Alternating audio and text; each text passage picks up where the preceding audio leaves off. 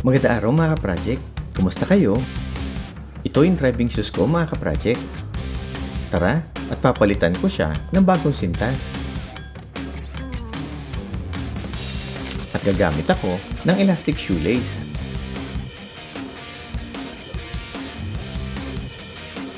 Tara, tanggalin na natin yung cotton shoelace niya.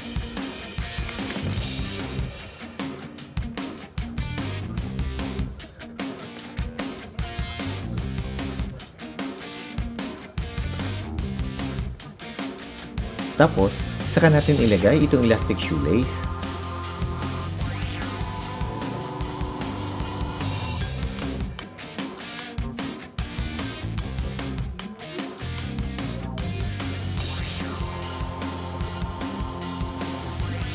Gusto ko kasi yung manipis lang ang shoelace niya.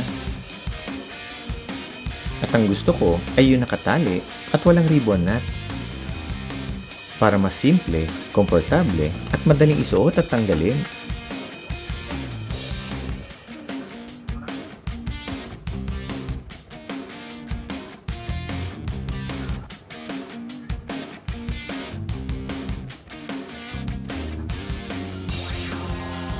Ayan o, mas okay siya mga ka-project. Ngayon, yung kabila naman. Ayan, okay na sila.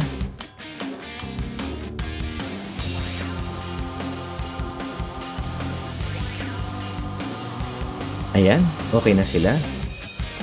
Simple lang yung dating niya, di ba? At madali siya maisuot at matanggal.